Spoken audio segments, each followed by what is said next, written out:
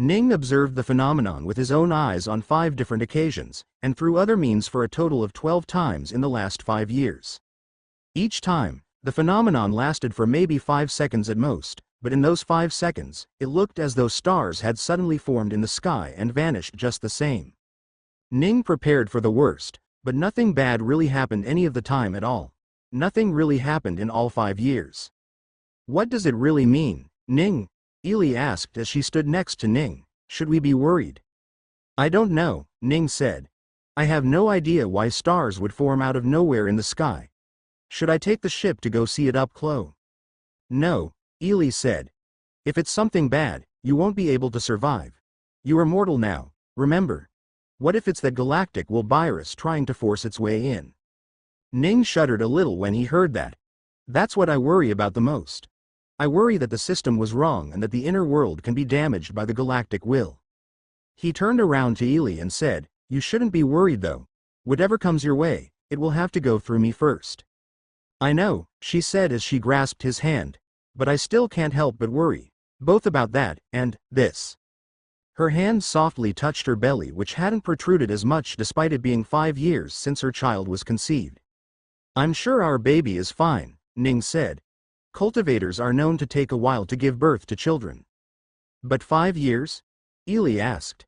I've done my research and apparently the baby is still in a stage where it would be for the first month of any pregnancy. Do you know what that means? If I wasn't aware that I was pregnant back then, I still wouldn't have found out, despite it being 5 years later, she said. At this rate, it will take nearly 50 years for our child to be born. Is that normal, Ning? Ning had his own fears. No, that's not normal, he said. He knew everything Ili knew, but he had been keeping it all to himself. He did not want to worry her at all, and yet, it seemed that he couldn't stop it. She was an intelligent woman who could do her own research. Keeping her in dark didn't work at all. Our child is going to be okay, isn't it? She couldn't help but ask with a quivering voice. Of course, Ning said resolutely. There is no way at all that our child will be born as anything other than a healthy baby. Hell, this is probably my fault, to begin with. I asked the system to give me the best bloodline and fertile seeds before I was taken away, so this is probably what it means to have the child of someone with a great bloodline. It probably takes ages to develop enough to come out of their mother's womb. Ili relaxed a little when she heard that. I hope you are right. Both of them calmed down and went back to their normal life. In the past 5 years, the world was back to normal as it could be after an apocalypse. It was normal, but problems obviously came out regardless of how one tried to transition from the phase of dungeons and hunters to a normal society from before it all. The famous hunters and apostles were suddenly useless, making a significant portion of the population lose their job and importance out of nowhere. While a few got jobs in military or government sections and many managed to move on, some were still held back by their view of themselves, where a world where they weren't treated as kings was not a world they wanted to live in. Resistance and even terrorist groups formed all around the world. Rebellions happened that tried to overthrow the government, and some even tried to bring back a world where power dictated everything. Such groups and protests were easily quelled by Ning's beasts and cousins, whose single presence was enough to make everyone feel inferior. Everywhere they went, they didn't need to fight at all. They simply needed to show what they could do, and that was enough to make every single organization shut up indefinitely. Now, 5 years later, the world had found its groove again and functioned as well as it did all those years ago. It was around this time Ning taught the countries about the fusion reactor technology from the Yomire galaxy. With that, people would no longer have to waste precious resources for energy and the world would soon become clean. Ning continued helping the demons settle on Earth. Their cleansing was all but done. Just a few more times and they would lose almost all the traits that pointed to them being a demon beforehand. He spent some time helping them learn about the Earth, its culture, technology, as well as various language so they could transition well. Since they were now human, they deserved as much. As a human, the demons no longer had the same aggressiveness to their actions and no longer had the urge to fight and kill anything in their path. They were free from the corruption of Magicule and were free to live their lives without worry on Earth. Ning collaborated with multiple countries to give refuge to these demons so they could better integrate into society. With Ning's influence on the world, no country could say no at all. Soon, the demons were all around the planet, living their lives just as the humans they were now. More years passed and the spots of light appeared in the sky multiple times again. However, there was still no hint as to what exactly that was. Ning was happy that nothing big happened during all these years, until it did. Two massive beams of energy shot out from the two sides of Earth, and after some investigation, Ning realized what they were. Origins had finally formed on Earth as well. Around 200 kilometers east of the Philippines lay the source of the incredible energy that flew into the sky. The energy stopped shooting into the sky a few minutes later, but the remnant light still shined brightly on the horizon even during daytime. Ning and the rest flew toward the light, not knowing what it was just yet. Ning was apprehensive about the situation, so he went there alone before anyone could. He looked at the island that seemed to have formed out of nowhere and a small hole at the center where the intense energy was flowing out. The energy was so high and so dense that it looked as if it was liquid. That's chi. He realized a second later and got closer to inspect it. He already had a clue as to what it was, but he couldn't believe it at all. An origin formed on Earth too, he thought. Now we won't have to worry about running out of chi. His worries faded away as a smile formed on his face. This was the best piece of news he could get right now. Ely had been very worried about their child right now as the child was taking an extraordinarily long time to be born, and with the constant lights in the sky that should not be present, they were getting more and more anxious. However, this was one piece of good news in what felt like years. He went down to check how good the chi was and was immediately surprised to find that the chi flowing out of the origin was very strong.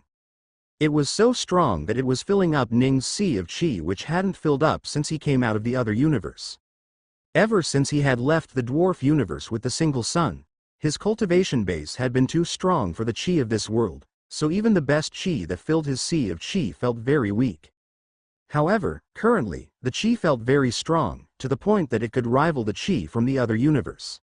Wait, so this is better than our previous universe's chi, Ning thought. He had already reached the peak of what could be possible with the current level of chi, but his friends and families still had a long way to go. What realm will they even reach? He wondered to himself. The immortal god realm was the peak of what was possible in their original universe, but this was better than that. So, in a sense, this was a completely new system. I can't really judge just yet, he thought. I will have to see how this chi interacts with the normal people before being able to tell anything. I should give them names based on what the chi does. For now, he didn't need to think anymore. All he would have to do was keep away any drones or humans that would fly around this area and let this develop properly. Right, I should have them absorb this energy right now, he thought, and called Ely and the rest who were waiting for him to say something not far away. It's an origin, Ning explained. Like the one in Kumia and Giania. Come. Ely, Night, and Blue arrived together and landed on the uneven, rocky ground as they slowly walked toward the center.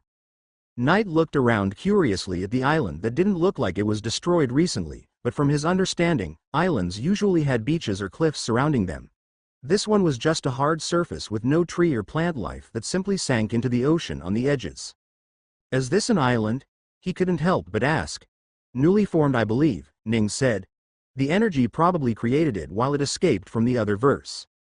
The other verse? Ely asked.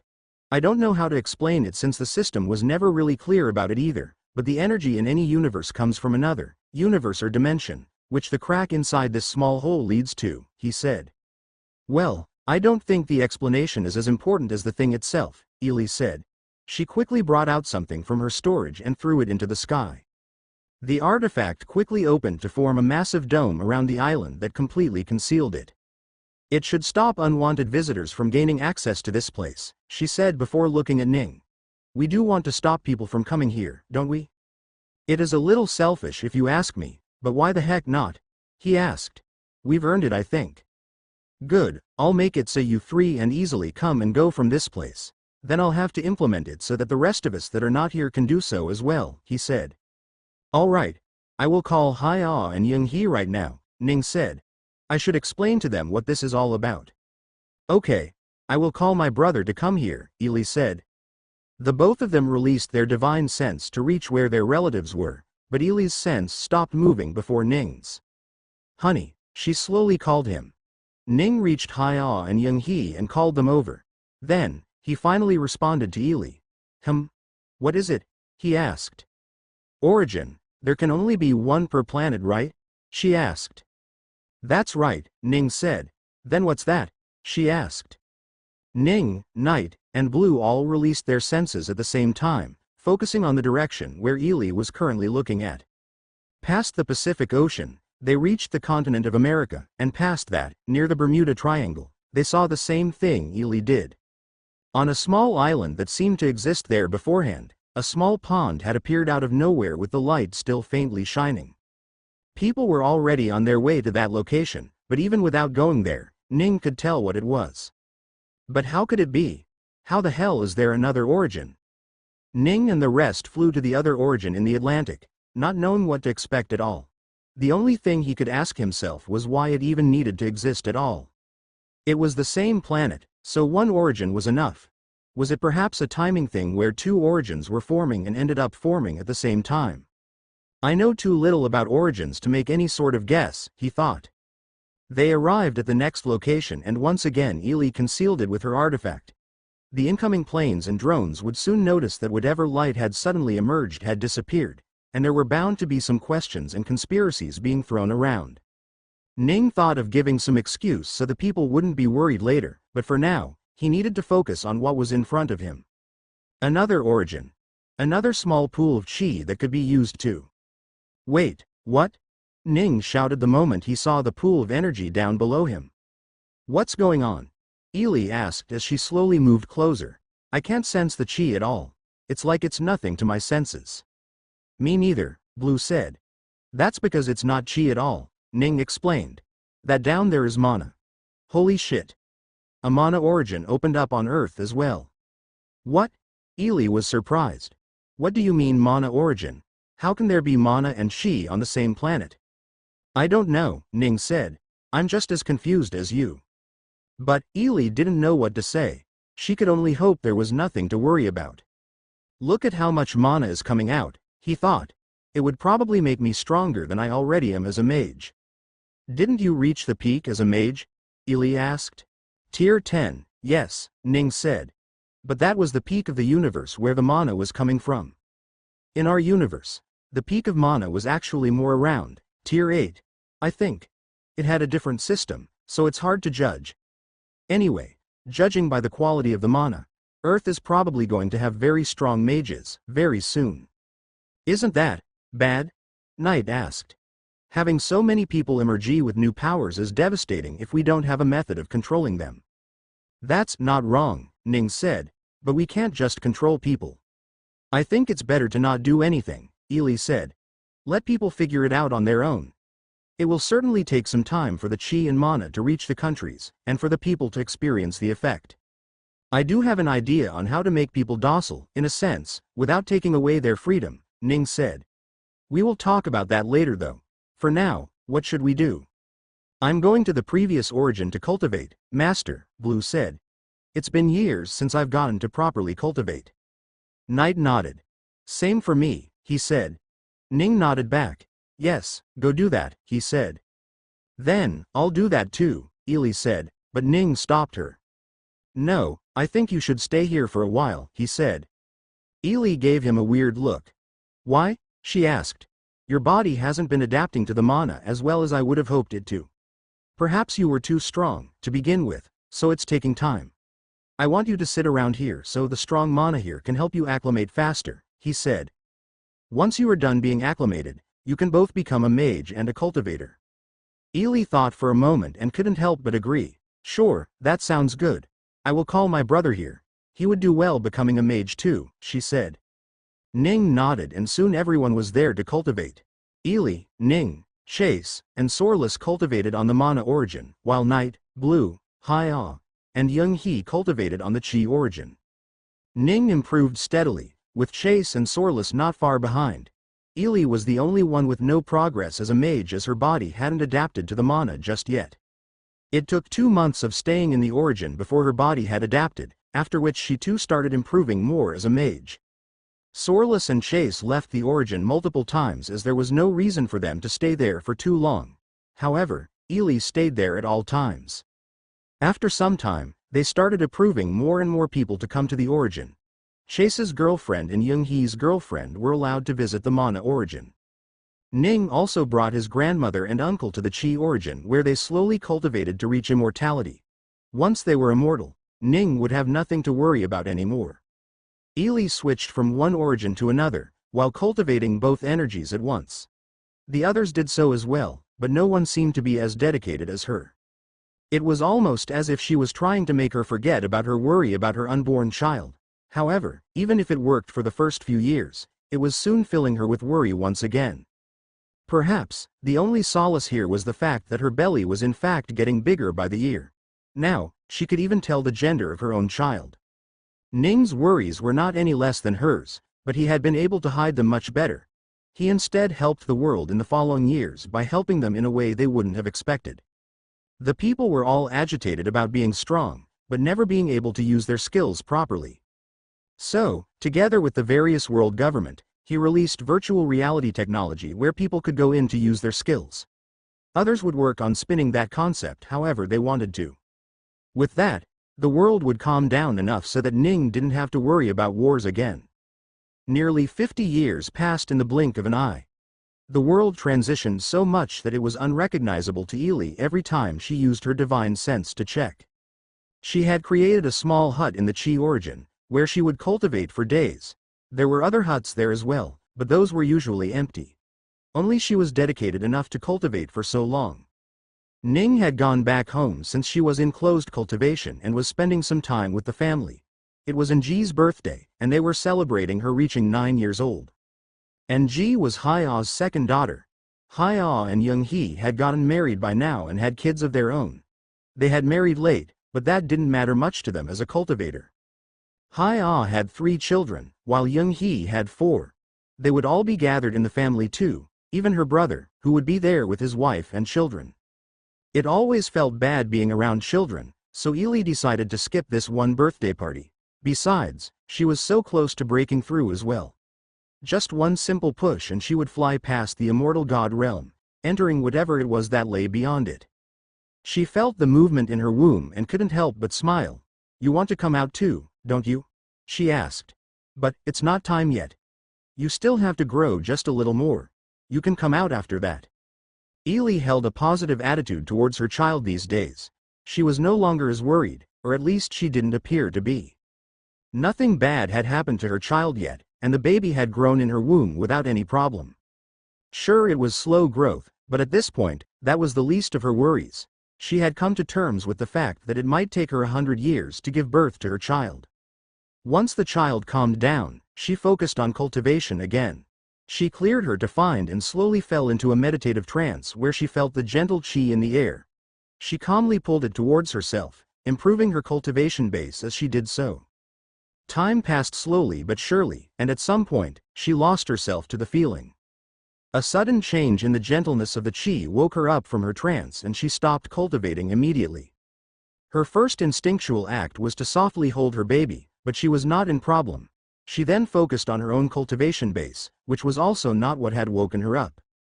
Then she checked the surrounding. Nothing was there either. What happened? She couldn't help but ask. She looked around and at the last moment, she saw specks of light vanishing from the sky. Those bright lights in the sky had appeared again, and Ili's worry increased again. "What the hell are you?" she couldn't help but ask. Once everything was back to normal, she went back to cultivating. Similar instances happened many more times over the course of the next few years. Ili asked Ning about it, but Ning couldn't tell her what was happening at all. Without the system, he was just as in the dark as the entire world was. Ili broke through to the next realm, and now she was in a realm that had no name. She could give it one herself, but she had no idea what to give it. It would make more sense for the names to be set taking in mind the rest of the cultivation realms from start to finish. But people weren't cultivating fast enough for anything to have names at all. Most didn't even know they were a cultivator at all. Due to their lack of understanding, most of them were stuck at a breakthrough. Ning tried to keep the information as hidden as possible, going as far as to force people to make blood oaths to not spread the cultivation techniques he gave them. This mostly happened to the extended family he had now, which included his cousins-in-law and their respective families. He was fine with them using it, but he wanted the rest of the world to come to the understanding of what cultivation was on their own. With both mana and chi available at a high concentration, he didn't want to turn the world chaotic all of a sudden by giving people two pathways to becoming strong. He cultivated in the origin as well, and by now he was at the peak of whatever was possible. He walked over to the hut where Ely had been cultivating after her breakthrough. Her stomach was as large as it had ever been, and Ning was sure the child would come any time now. Our child is moving around a lot these days, Ely said. It should be any time now, Ning said. I'm so nervous.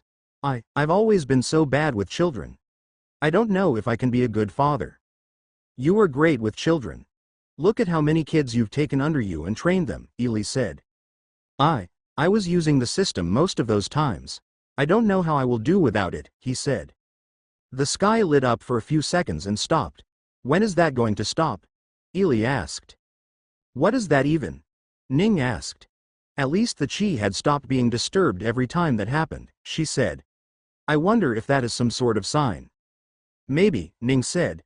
Do you want to go home? Sure, Ely said. I've cultivated enough already. I should go relax a little around the family. Ning nodded and held out his hand to help her up. Ely grabbed his hand and slowly got up when she stopped halfway through and looked at Ning with an incredulous look. Both she and Ning realized at the same time what had happened. My water broke, Ely said. Ning's eyes went wide. The baby is coming. Ning wasted no time and teleported Ely to a room he had previously prepared. It was full of artifacts and formations that gave them not just privacy but also sanitary and highly defensive. Ely quickly took off her robe and lay on the soft bed as the delivery was beginning. Ning paused for a few seconds, wondering if he should have gotten some doctor instead, but he was the best doctor he knew, so he didn't feel right employing someone else. He just couldn't find it in himself to trust them to succeed. Ely herself knew what she had to do, so she waited for the baby to start making its way out. Ning got next to her and talked to her to keep her mind occupied with other thoughts than whatever pain she would feel, but as a cultivator, she didn't need that. Her pain tolerance was high enough already that she could handle it all. Ning still did what he could and even let everyone know that the baby was coming. There wasn't as much struggle with the baby coming out at all. Ely pushed for a few minutes and the baby stuck its head out.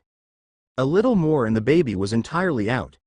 Ning held the baby, and before he could even look at the gender, he was in awe. The shock of becoming a father was one thing, but this was not something he ever expected at all. Heck, this was not something he even knew was possible. A weird look appeared on his face. What the hell? Everyone from Ning's grandmother to Chase's family was gathered in Ning's mansion, waiting for them to come out of the delivery room with the good news. Suddenly, everyone turned around as they sensed Ning and Ely's presence. They stood around quietly as the two of them slowly walked up. They walked through the door and arrived in the living room with everyone already gathered. Ning held the baby while Ely walked in slowly beside him. They both had slightly teary eyes and a smile on their faces. Guys, Ning said, let me introduce you all to the newest addition to our family.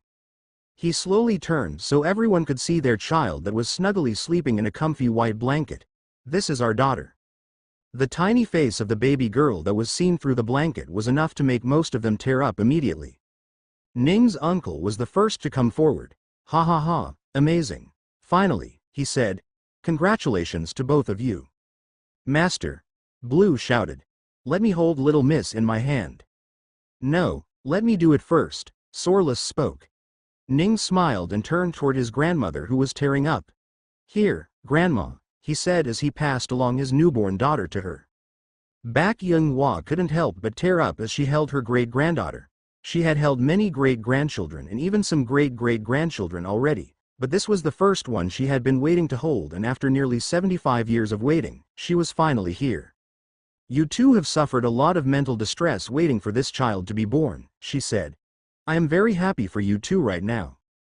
Thank you, grandmother, Ely said softly. The baby immediately started crying out loud. Oh no, I woke her up, the old woman said. Hi-ah, come hold her. Hi-ah nodded, held her niece in her hand, and softly hummed. Everyone's children started gathering around to look at the newborn, while the adults went to congratulate the two new parents. Oh, she had your eyes, cousin, Hi-ah said. Her nose though looks like its sister Ely's. Let me see, Chase came and took her from Hi-ah. Hello, little girl. I am your uncle. Chase spoke with his rough voice, and immediately the child started crying again. Chase tried to calm her down, but he couldn't help but be sad that she wasn't calming down. Hi-Ah took the baby again and let her children gather around to watch the newborn girl. The newborn girl stopped crying and looked around curiously at what was in front of her. Right, did you guys think of any names yet? Hi-Ah asked. I was thinking of giving her my mother's name, but it didn't feel right, so I decided not to, Nings said. As for other names, I only just found out I have a daughter, so it's better if the one who has known it forever is to answer. I have a few names, Ely said. How about you guys help me decide if it feels right or not? As soon as Ely started speaking, the child's head slowly turned to look toward her mother. It was as if she could recognize the sound of her mother from a crowd of people even after having just been born. Ely continued speaking, saying different names, and discussing which worked. The newborn baby moved around a little and managed to free her hand from the blanket that was wrapped around her. She slowly pulled her hand out and reached out. She reached towards Hi-Ah, who was closest to her. Hi-Ah noticed and smiled as she got her cheeks close to the baby's hands. Ning's eyes went wide and quickly sprinted across the room and grabbed the baby's tiny arm before putting it back in the blanket. She will get cold, he said. Let me take her back. The others wanted to hold her too, but Ning decided not to do that. If they handled her wrong, there was a chance of someone being injured, and it was definitely not the baby. He took his daughter back and smiled at her, who also gave a soft, innocent smile back. That is what I liked the best to begin with, Ely said, finishing her list. That sounds lovely, the rest said. Ning looked towards her. You landed on a name? He asked. Yes, Ely said. She looked at her child. How does Emma sound? Ning repeated the name. Emma, I think that sounds lovely. Let me take her, Ely said and took Emma from Ning's hand. Ning let the baby go, but he hovered around, looking at the two of them. Hi. Do you like mommy? Ely asked as she made a funny smiling face towards the curious child. Emma smiled back and that brought joy to the entire room. The adults gathered around, talking to the baby even though they knew she couldn't respond back. They all talked with their high voice to amuse the child and had fun. Everyone smiled, except Ning. On his face was nothing but worry and confusion. He stuck around, hoping Emma would just fall asleep for now, but with the people all trying to talk to her, it was not possible. I must say, given how long she took, I half expected her to come out looking older, Young-hee said. At least, older than a newborn. Well, she does seem to be more mentally developed than all newborns. Look, she's barely cried at all, Hi-Ah said. And she's even looking around so much. Newborns shouldn't be able to do that so early. You guys should put her to sleep, the grandmother said. Newborn babies need a lot of sleep. She might be the child of cultivators, but she's still a newborn baby. Ely nodded. I should probably feed her again too, she said. Yes, let me help you, Hi-Ah said. Blue didn't give much thought to the conversation happening around him though. He was too focused on trying to make funny faces to make Emma laugh. She can't laugh right now, Blue, Ely said. It should take her a few months. But she can already smile, can't she? Blue asked. Laughing is not that far off. It is far off, Ely said. Look at her. Your mommy doesn't want you to laugh at all. Emma, show us that you can laugh, Blue said as he got close. Emma turned toward Blue and gave a curious look. Ning saw her try to move her little arms and got ready to catch her if she moved very quickly, but before he could, a magic circle appeared out of nowhere in the air for a split second, and Blue was struck with something that sent him flying back. He struck the wall of the house where the formation in the wall shined for a second, showing how sturdy it was. The house defenses immediately activated as artifacts appeared from everywhere else and barriers sprung up all around them. That all wasn't very bad, but then the offensive artifacts appeared as well. Ely had set the defenses in a way that did not activate normally at all. It only did when it detected disturbances. In that case, the house would sense everyone inside and see if they were recorded individuals or not. Everyone in the house had their aura recorded when they entered through the door or when they arrived through the magic circles. However, there was someone in the house currently whose aura had not been recorded as of yet, so the offensive artifacts instantly targeted Emma. Maybe it was because she was weak from having just given birth, or maybe she wasn't expecting such a thing to happen. Ely couldn't stop the attacks from the artifacts in time at all. Everyone else was one step behind to realize what was happening, but Ning was already there. He was ready to stop the artifacts from hitting his child, but before he could do anything, the attacks vanished. A loud crash sounded as the many artifacts in the room were suddenly destroyed, and their attacks had disappeared. No one understood what just happened at all, so they stood there in silence with shock on their faces. He. Then, they heard a small peal of laughter and turned around just in time to catch Emma making those sounds. She laughed. Ely's eyes went wide and even Ning was very surprised. Arg! Blue got up while holding the back of his head. What just happened? I think Sister Ely hit you because you were being too noisy, Sorlus said. You shouldn't bother the baby. No, it wasn't me, Ely said. I didn't hit him. I'm pretty sure I saw a magic circle in front of Aunt Ely, one of the children said. But Ely says it's not her, Chase said. Ning. Ely turned toward Ning to ask for him to explain. Ning couldn't help but sigh. It was Emma, he said. Huh? Everyone looked at him confusedly, as if they were wondering if he was joking. I'm serious, it was Emma, Ning said. She just sent Blue flying. Huh? They still didn't believe it. How could it be Emma? I don't know, but it is her, Ning said. For some reason, from the moment she was born, she has the strongest cultivation base and mana tier on the entire planet. What? Ely looked at Ning with a confused look. Strongest? The others looked at him. When you say strongest, are you? On cultivation base and mana alone, she is stronger than me as well, Ning said. The reason you guys can't notice is that she is too far up your league. She should appear to your senses the same way I do. Everyone's eyes were incredulous. What they heard was something they could not believe at all, and rightfully so, but even then the shock of hearing something like that was way too intense. And you didn't tell me yet? Ely asked. I was trying to figure out what was happening, he said, but I couldn't. The rest of them looked at him, waiting for him to explain some more, but Ning really didn't have any explanation. I really don't know what is happening. I've heard of people being born with a cultivation base after they were in the womb for a few years, but this is something else entirely. I genuinely have no idea at all. Then, what do we do? Ely asked worriedly. Ning shrugged. I don't know, he said, but I'm sure everything is fine. He. Emma laughed once more and everyone turned to look at the incredible child she was. Emma was strong, so over the course of the next year, Ning and Ely took her away from any human civilization to make sure she didn't harm someone accidentally. People came to visit them from time to time, and Night, Blue, and Sorlus stayed around with them, but other than that, it was only Ning and Ely who remained together with Emma. Emma was strong, but she didn't use her cultivation or magic spells that often. The only time she did, it was either because she was in the mood for some fun, or when she was sad. Her spells weren't refined at all and her techniques were amateur, so the attacks usually just came to be random blasts around the house. On top of that, she didn't use very strong attacks, at least by comparison to what she was capable of. Her attacks were strong enough to kill a normal person, but no one around her was normal. Both Blue and Night were strong enough to take a beating from her, and she liked playing with them for that very reason. She also played with Sorlus and hit him as well, but not as much as the other two. Even when she did, her strength wouldn't be as strong as with the other two.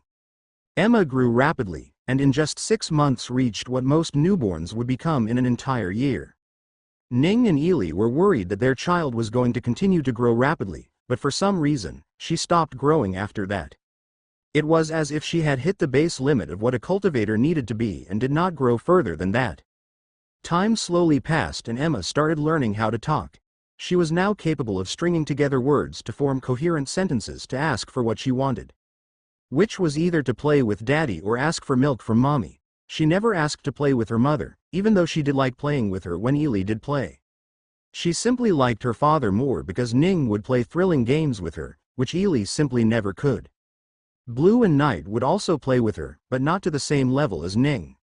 Blue playfully taught her how to swim, while Night taught her how to fly. Within a month or two, she was better at it than them. At some point, Ning realized that he had to teach her how to use cultivation and magic, especially what not to do. So, he started teaching her. Emma's intellect was high for a baby, but not high enough to understand many concepts and nuances that a more grown-up child would understand.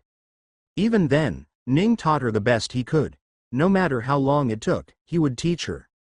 Time passed quickly when he was together with his wife and daughter, and several years were gone in the blink of an eye. The world moved on, even without them. Many people even forgot about him and their family, who had become a figment of the past for everyone. The world became more advanced and modern as time went on. For Ning and his family, however, nothing changed at all. A few years later, he found a small island in the Pacific where he transferred his house and built even more houses, where he brought every family member to live in. They didn't have to worry about keeping up with the world that way, and they liked it. Emma looked no more than 2 years old even when dozens of years passed, and somehow the people around them expected that to happen. Some even preferred it that way. Knowing that she had such a strong cultivation base, Ely wasn't even worried that her daughter wasn't growing fast enough. With her lifespan, she could take millions of years to grow to be a teenager and it would be fine for her. Emma could speak a bit better now, so she was able to converse with people, even though she still kept her childish charm and naiveness. She was way better at handling her strength, and apart from Night and Blue, no one else was ever harmed at all. Even the two of them were only harmed because Emma found it funny and they let her do it. Both of them had become great uncles to her and loved her like she was their own daughter. Time continued passing and they could not stop it. They all remained timeless, but the world did not. Multiple natural disasters occurred, killing a lot of people. There were other problems that nearly wiped out all humanity. Emma would be sad those days, but there wasn't much she could do. Ning wanted to help them, but it was impossible to help everyone from a random earthquake toppling buildings, or a magical experiment that went wrong. So, he and the others had let the world develop on its own. And after the first few times, they realized that the world really didn't need their help at all. It in fact was better for the people to die. Because from that was born a new group of humans who would do as good if not better than the humans that came before them. Such was the circle of life. Hundreds of years passed, and then thousands, but nothing changed for Ning and the others. They lived together as even hundreds of thousands of years passed. Even after all that time, Emma looked no older than 8 years old. She was playing with Night in the sky one day when she paused and looked in a certain direction. Without waiting for Night, she suddenly disappeared using a magic spell and appeared in the upper atmosphere where she saw a woman looking around curiously. The woman looked surprised to see a child in front of her. Hello, she said. Emma looked at the woman curiously as she was hearing some things from her that she didn't from the others. Curious, she asked, "Who are you?" A consciousness awoke for the first time, one that was even more innocent and oblivious than a newborn child. It could see, but it didn't know what seeing was. It could hear, but it did not know what hearing was. It could think, but it did not know what thinking was. It looked around itself, but every single thing it saw confused it. After all, the vision itself was new for this thing. The visions changed a few times, but most of the time they would return back to the same thing it was always used to seeing. The sounds, however, were rarely the same. It was all similar sounds in new variations every day. The consciousness couldn't discern how similar or different they were though. Its thinking slowly improved with time. It realized that what it was seeing was things that were physically available in front of it. Some time passed and it was able to discern the things that were capable of moving, from the things that were not. The things that moved usually changed shapes very easily. They also made sounds mostly, which originated from a small area at the top. The consciousness was starting to understand what humans were. The human children ran around in a room and the consciousness silently observed them, trying to learn from them. Slowly, it got a little more intelligent and was able to discern information from noise. Most importantly, it could tell that the humans sometimes made sounds intentionally, using their mouths. It started focusing on that exactly. The human children would play around in the room where this consciousness had awakened, and sometimes they would come up to it and grab it. Teiwo Gabiksla Trepakali. The children shouted at it. The consciousness would listen to the words but it did not understand anything. It was still going to take a while before the consciousness realized that the children were trying to communicate. Some more time passed, and the children remained children, running around playing. From what the consciousness could tell, there were 8 different children. Not that it knew numbers or anything. It simply remembered the faces of the children that came to play in the room. The room had nothing but a few chairs and a side of the wall that was full of random stuff. Not a single one of the children would be able to tell what exactly they were. It wasn't just the children that came into the room, however, bigger children came as well. They never came a lot, and it took the consciousness a while to realize that they may not be children actually. Whenever they came, they would look at the wall and speak. The consciousness had no idea what they were saying at all. They would speak for a longer period of time than the children, so it was hard to comprehend any meanings at all. At least the children would simply grab the consciousness and start saying, Teiwo Gabiksla Trepakali, tit. They would only repeat these 3 words. The consciousness took some time to realize that the sounds the children meant actually had some meaning to them. It wasn't just random uttering. Some more time passed and the consciousness grew even more intelligent. By now, it was starting to experience the passage of time, instead of everything feeling like it was a fleeting moment to it. After the children would come and play in the room, they would leave the room, and the consciousness would wait the entire night for them to come again. It was then that it began to realize how long a night really was. The children almost always came to play in the room, and so the consciousness started learning from them now. It understood what playing was. It understood that you were supposed to run around. It understood that you were supposed to laugh when someone touched you. It was slowly understanding more and more. At some point, it started assigning the words the children spoke to the task they did. For example, when someone said, "Heek," everyone would run. So, that word most likely told the children to run away. Nawan na meant, "Come here," Yolta ba meant, "Let's stop." The consciousness, over the course of an entire year, observed the children playing, and slowly started learning more and more words from them. It thought it knew what it was hearing now. Almost all words made sense and had meaning. It wasn't until an adult would come and speak to the wall that it realized that it knew nothing about speaking at all. Seeing that, it never tried to think of itself as knowing too much. Some more time passed, and the consciousness continued to grow. Yet, at no point did it ever come across any conversations or games that would let it understand what Teiwo Gabiksla Trepakali was. It was just a random string of words spoken by children that had no meaning to the consciousness as of yet. That was until one day an adult came to the room and started playing with the children. This wasn't a very rare instance, of course, but it was still rare enough to confuse the consciousness. It was mostly because when adults came around, the children wouldn't run around laughing, but rather stay in one place and laugh. That made no sense to the consciousness at all. It continued observing the game the adult was playing with the children, which was a weird one. The adult would speak some words, starting with Teiwo, and the children would repeat the words after discarding the first one. If the adult didn't say Teiwo, the children would not speak at all. If they did, everyone would laugh and say they lost. The adult went away sometime later and one of the children grabbed it again. Teiwo Gabiksla Trepakali, they said. The consciousness realized what that meant. It was supposed to repeat what the child said but without the first word. It did not know the meaning behind the words, but it spoke softly. Gabiksla Trepakali. The energy system has been reactivated. The energy system has been reactivated, trying to reinstate all skill. Error restoring the system. Please wait. The consciousness was surprised by the random sounds coming from nowhere that it could somehow understand. It didn't even know what words were being spoken, but somehow the meaning was being passed along. System has been restored. Energy cap has been restored to what it was before you were captured. Unfortunately, all skills, knowledge, and memories have been removed. Would you like to buy them again?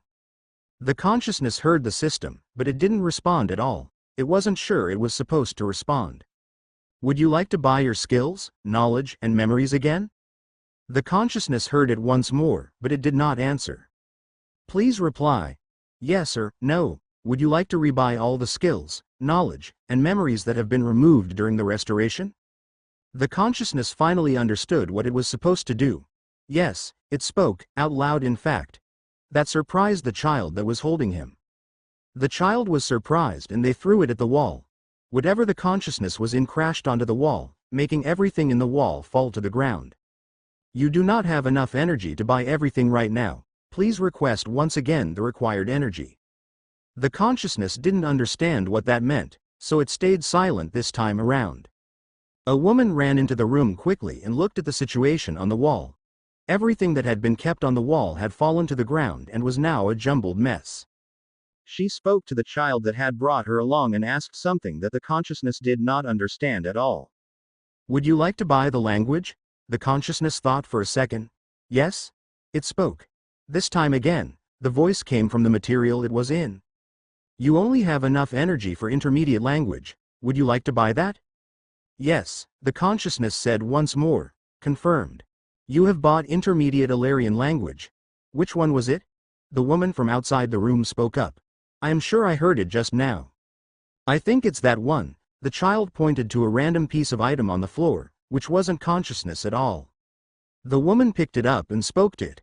Is this you? She asked. Are you awake? Please speak if you are awake. The consciousness was very surprised to hear words that clearly made sense for the very first time. It was not a random bunch of gibberish that it had to make sense of, but was rather words that held meaning to it. Of course, it only held as much meaning as the consciousness could give to it, but that still was quite a lot to its mind. Please speak, the woman said to the thing that she was holding onto. The consciousness failed to realize that she was speaking to it, and continued to keep quiet. After a few seconds more, the woman dropped the item. No way, this is it, she said. Are you sure you don't know? No, the child said. It said, system activate, and I got scared. The woman thought for a bit and stood up. She stepped back a bit and spoke out loud. Say system activate. The consciousness was alerted when it heard that. It knew what it was supposed to do when those words were spoken in that order. It was supposed to remove the first word and say, system activate. The woman heard it clearly this time around. She looked at the pile of objects from where the sound was coming and honed it towards it. Say system activate, she said again. System activate, the consciousness repeated, although it was wondering where that voice it had been hearing all this time had gone to. The woman pulled out a few things from the pile and scattered them around on the open floor. Then, one last time she asked again, say system activate. System activate, the consciousness repeated. The woman finally grabbed onto the object where the consciousness was in. Finally, she said with a bright smile, I found you. The consciousness observed her face with a confused mind. It did not understand what she meant at all. The woman stood up and started walking out of the room with consciousness in hand. Nigel will be very happy to know that your system has been activated finally. She's been waiting for you for a very long time. The woman walked through somewhat familiar hallways. The consciousness remembered the children bringing it out on occasion. But there were so many items in that room, that it rarely got to go out at all. The woman took consciousness through the side of a window, through which the consciousness got to see the beautiful blue skies. It wondered what the massive, round things floating in the blue were. She's awake, guys, the woman said to some other women that were walking through. Everyone who heard that followed her. She soon had a small gathering of people following the woman, and the consciousness couldn't help but wonder what was going on at all. Down a set of stairs, the group of people arrived at some sort of dark room that the consciousness assigned with nighttime because of the chill and darkness. They all walked over to a table that was not really a table, but rather some sort of box. The consciousness watched as they all opened the box, and inside was another child, seemingly not moving at all. The consciousness expected the child to speak, but the child did not even make a single sound. That was a new experience for the consciousness. A few of the women brought the child out, and some red and orange stuff was started around the girl, which made the consciousness think it was day again. Switch bodies with this, the woman said as she placed the object on the child's body. The consciousness wasn't aware of what she meant at all. Say, system, switch my body to this, the woman said. System, switch my body to this, the consciousness spoke. Understood. Switching bodies, the little girl looked around, not knowing what she was looking at really. A moment ago, her view had been multidirectional, but suddenly, she could only see in front of her and not to the sides. It took her a moment to realize that she could see around her, but she needed to consciously change how she viewed things. Can you talk? One of the women asked. The little girl simply looked with a gawking face as her eyes moved everywhere, trying to look at all the children she used to watch play and the adults that she sometimes saw. We're not going to hurt you, one of the girls said. You can speak with us. The woman who had brought the consciousness here looked at her. Say I can. The little girl's eyes widened slightly and she spoke. I can. Everyone looked at her weirdly when they realized that she was speaking without opening her mouth at all. Can you speak with your mouth? Like we do, another woman asked. The girl stared at them blankly, not knowing what to do. It's like I'm talking to a wall that sometimes speaks, one of the women said. Leave her alone for now. She might be in too much of a shock to say anything, one of the women said. Let's leave this cold cellar for now. The woman reached out her hand to the little girl and the little girl looked at the hand quietly. Come, the woman said and extended her hand ever more, but the little girl had no idea what she was supposed to do. Your hand. Put it here, the woman said. The girl looked around and saw that she had similar things to what the lady had brought next to her, so she put both her hands onto the woman's extended hand. The woman chuckled slightly and let go of one of the hands. One is enough, she said. Can you walk? The girl didn't understand. Walk, the woman said. She really doesn't know anything, does she? Another woman walked up front. Why not make her buy some basic human knowledge? I don't know how much energy she has, but that should be possible, right? She asked. Oh, that should work. I wonder if she has enough energy though, one of them said. It's basic knowledge, so it shouldn't cost much. They then made the little girl buy a bit of information, which at least gave her the knowledge of how to act and interact like a human. Hello. Can you speak now? The woman asked. Yes, the girl said, this time speaking with her own mouth. All the women around her smiled when they heard that. The woman at the front, the one with blue hair and deep green eyes, took charge. Do you know where you are? She asked. The girl shook her head. You're in the Rosecrane family house, the woman said. Come, we can talk after we leave here. The little girl nodded innocently and took her first step, something she had never done before this, and yet it came so naturally to her. The group let her have her own space as she walked up the stairs slowly. Once outside, the children were sent away, while the women took the little girl outside to the beautiful garden. The garden was massive and had a big meadow in the middle with hedges full of beautiful flowers. The little girl was curious about everything, so she looked around curiously. The women smiled as they watched the girl turn her head from one thing to another like some sort of puppy. Do you remember anything? One of the women asked. Remember? No, the little girl said. You will soon, the woman said. Once Nigel meets you, you will get the help you need. Nigel? The girl looked at them with a confused look. Who is Nigel? We are all married to Nigel, the woman said. The little girl heard that and thought for a second. She understood what marrying was now that she had a bit of knowledge, so she looked at the woman and asked, Nigel is your husband? She asked. Well, technically not, but you can say that, one of them said. The little girl was slightly confused. Is Nigel the father of your children? She asked. Technically, yes, the woman said, but I wouldn't really call Nigel a father. The girl was even more confused. Where is Nigel? She asked. Not here, unfortunately, one of them said. But we've passed along the message, so it shouldn't be very long. The little girl nodded and looked around. As she did, she once again looked at the sky with the massive circular things that covered half the sky. To her knowledge, there was nothing that could describe what she was looking at. What is that? She asked. The woman looked up and said, That's Gabus too. It's the planet right next to Alara. Planet? The girl was confused again. Planet, you know, one of the women said. The thing we are living on. There are 12 habitable planets in this world, all of which surround us just like that. You can see another one about 12 hours later. The girl nodded, but she didn't really understand what was going on. Just then, everyone turned their heads and looked in a certain direction. Their eyes seemed to notice something that the little girl could not. It was only after a few seconds that the girl saw something too. By the time she could realize what it was, the thing had already arrived right in front of her. A woman in her late 20s with long and beautiful golden hair flew down to the group of women. Oh, so you really are awake, the woman said, looking at the little girl. The girl looked a little confused. Who are you? She asked. Me? I am Nigel, the woman said with a bright smile on her face.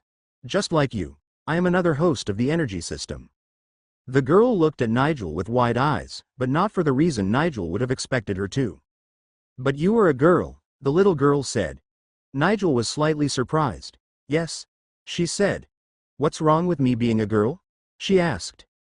They said you were a man, the little girl said. Nigel looked around at her wives, who chuckled lightly in response. What did you guys say? she asked. She's probably confused because she learned that you were married to us and had fathered children with us, the woman said. Oh, I see, Nigel said. I just made a male body for a second so I could get them impregnated. That's why I'm a father. Although, I would rather be called mother by my children. The girl's confusion reached a point where she didn't even want to question what the lady in front of her was saying.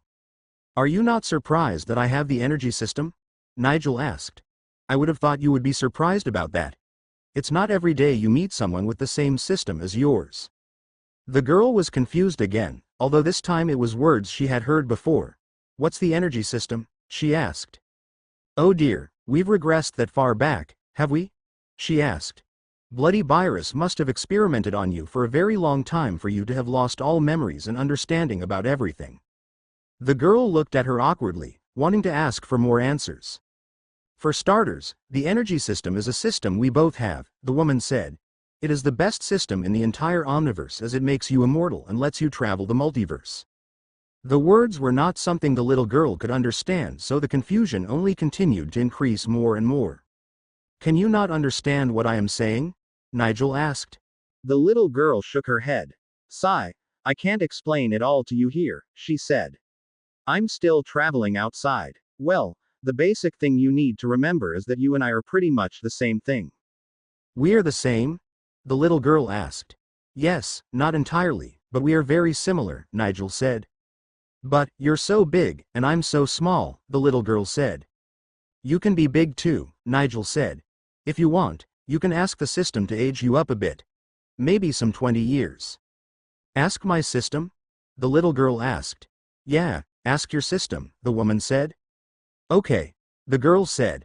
Hello, system. Miss Nigel is telling me that you can age me up 20 years. Is that true? Nigel struggled to keep herself from smiling since this was the first time she had seen someone use a system like they were speaking to a stranger. The system is capable of doing so. Would you like to age by 20 years? The little girl nodded to the question, not even verbally answering. As everyone watched, the little girl changed, and she was no longer little at all. The cloth she was wearing started tightening around her body and ripping at parts. Nigel moved her hands. Suddenly the ripped clothes disappeared and a new set of clothes appeared on the older girl's body. You okay with your body now? Nigel asked. The girl looked around and realized that she had grown taller now. We're the same, she said. Nigel was about to deny her words, but she decided not to. She was still naive after all. You must not have many memories at all, Nigel said. Let's talk outside. I'm already wasting quite a lot of time by staying in here. As she said that, she waved her hands and suddenly the two of them disappeared from the planet. Nigel and the girl appeared on the deck of a spaceship that was flying through the dark sky with many brilliant dots all around. The girl looked through the window at the front and was in absolute awe at what she was seeing, as it was the first time she saw such a thing. Nigel looked at the girl act just like a child would and even wondered if she should not help her remember anything for a while so she could enjoy this, but in the end, her conscience won over her. 10 years have already passed, she thought as she looked at the ship's system. I should find a place to stay for a while so I can go visit my children. She then turned around and looked at the girl looking back at her. Where are we? She asked. We're on my spaceship, Nigel said. Spaceship, is that a planet? The girl asked. What? No, Nigel said. The other women said what we're living on is called a planet, the girl said. Sigh, no, they are separate things, Nigel said. Oh, the girl said. Where are the girls then? Where is the planet? They are all in my inner world, Nigel said. Inner world? What's that? The girl asked. You're a curious one, aren't you? Nigel asked. Inner world is a world that is within you. You have to make one using space stones. The larger you can find, the better. Do I have an inner world? The girl asked. I don't know, Nigel said. Why don't you ask your system? Okay, the girl said. System, do I have an inner world? The girl got an answer and turned towards Nigel. It says I do. Oh, Nigel was surprised. That's surprising. What is in your inner world? The girl asked the system again. A sun and a planet with many people in it, she said. Holy shit. Nigel was surprised. You must have family there then, or someone who is waiting for you to return. I can't think of why else you would create one. You should check it out. I can go there? The girl asked. Just ask your system for help. The girl asked the system and very quickly disappeared from where she was. She appeared in her inner world and saw the beautiful blue planet. She slowly floated down towards the planet when she paused. In front of her was a little girl who looked at her with a curious look on her face. Who are you? Who are you? The child in front of the girl asked. The little girl was wearing a small pink frock with a red headband on her head. She was barely 8 years old in age and was no different from the many children the girl was used to seeing on the other planet. The girl looked at the little girl in front of her, flying in the sky so mighty high, and wondered how she was doing that. She herself was flying in the sky as well, and that was a bit surprising too. Is she like me? The girl wondered. She couldn't understand the words, so she had to buy a language to understand. The little girl perked up a little and was about to ask something when her little head turned around somewhere down below. The girl looked below as well since she noticed someone approaching. Well, she noticed everything in this world, but this one stuck out for her as she sensed a rather odd feeling from this. A man appeared in front of her and slowly moved toward the little girl. Behind him, many others were on their way here as well. Emma, who is this? The man asked, and the girl realized that she hadn't learned the little girl's name just yet. Emma, she thought. The little girl looked back at her one more time before turning back to the man. Papa, this is someone who came from far away, she said. I came to meet her. You don't meet strangers without your parents. You even left Uncle Knight behind, the man said before turning towards the girl. He looked at her for a while, but he couldn't figure out anything at all. The girl had no cultivation base and certainly had no mana. It didn't look like she had any sort of equipment on her either. Then how is she flying? He wondered. My name is Ning. Who might you be? Ning asked, finally unable to stand his own curiosity. Ning, the girl said slowly. I am. The girl paused. I am me, she said. I have no name. No name? Ning asked. That was suspicious. Where did you come from? Planet, the girl said after thinking for a while. Alara, they said it was called. You came from a planet named Alara? Ning asked. Ely and Knight had appeared behind him by now and they were all hovering in the stratosphere, talking with the people. Yes, the girl said. Where is this planet Alara, if you don't mind me asking? Ning said. In Nigel, the girl said. Nigel? Who is Nigel? Ning asked. She's like me, the girl said. Like you? Ning asked curiously. How so? She is an owner of the energy system, just like me, the girl said. Ning took a moment to process the information, but when he did, he couldn't help but come to a conclusion. It wasn't just him, even Knight and Ely behind him were of the same mind as well. Sorry, how did you get in here exactly? Ning asked. I was told by my system that this was in my inner world, so I came to check, the girl said. Ely grasped her mouth in shock when she heard that. Tears started dripping down her eyes as she came to the same conclusion as Ning. Knight was slightly confused, however. After all, he and the rest were told a different story as to what exactly had happened to the system. This is your inner world? Are you sure? Ning asked. Yes, the girl said. Then do you remember who you are? Where you came from? How you got the system? Ning asked.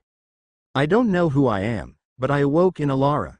As for the system, it came to me when I said, activate system, the girl said. Ning took a deep breath. Have you not bought your memories yet? Or even checked your system status? He asked. What's that? The girl asked. Say status, and see what it reads, Ning said. Okay, status, the girl said. Something appeared in front of her, both visually and in her mind's eyes.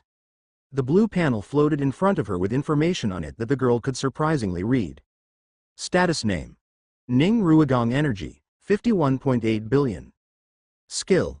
Intermediate Alarian language, beginner's earthen language, basic human knowledge.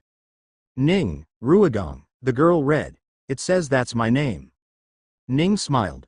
That's it, he said. You're Ning. You're finally back. It has been so long. I am Ning too? The girl asked. Isn't it your name? Ning chuckled. You really can't remember anything, huh? He asked. Ask the system to give you all the memories you've lost. Okay, the girl said. System, give me all the memories I have lost. Understood suddenly. The girl felt the energy in herself disappear and a wave of information hit her head that she struggled to understand for a second.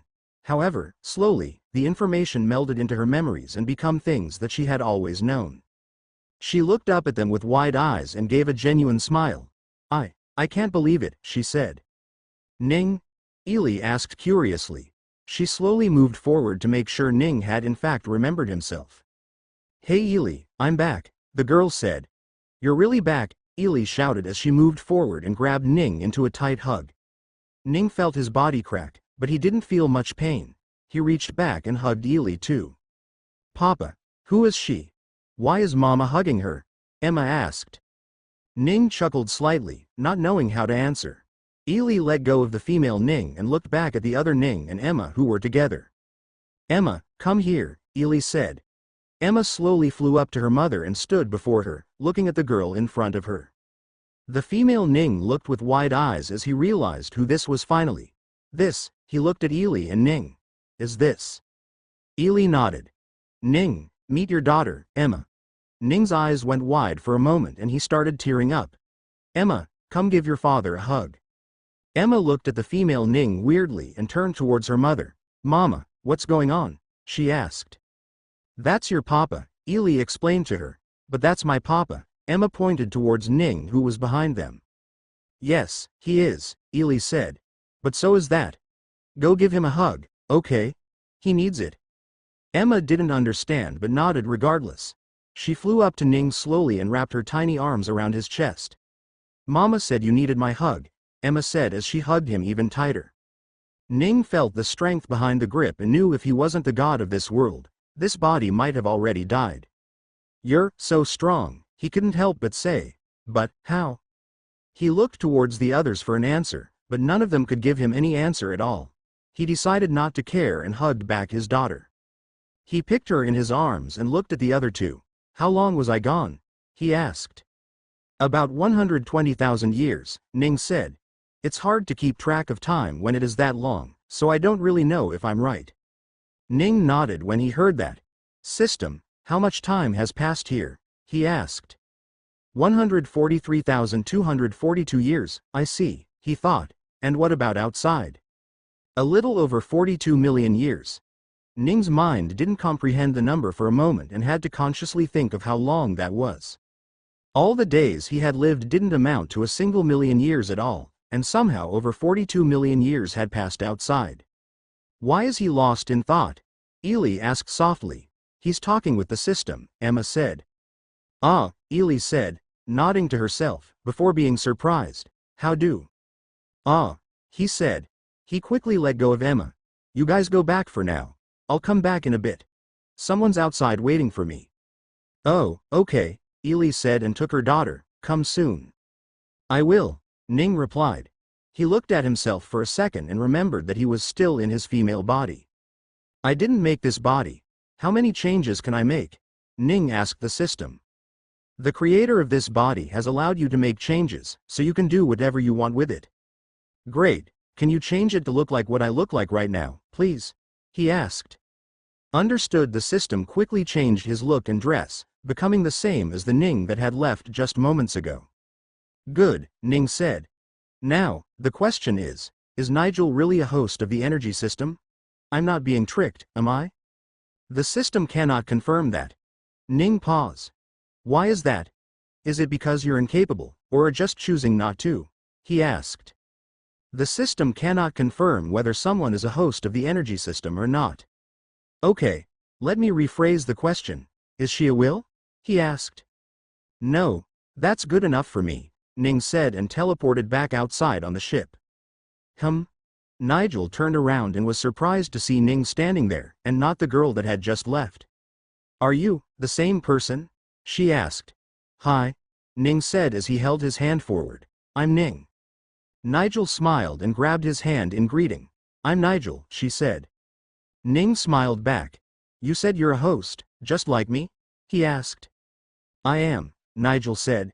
Is this your first time seeing another host? Yes, Ning said. Honestly, I thought hosts were rare. I didn't expect to meet you at all. I wouldn't have met you either, Nigel said, were it not for the system beacon. Beacon? Ning asked. He tried to remember, but before he could remember anything like that, Nigel answered him.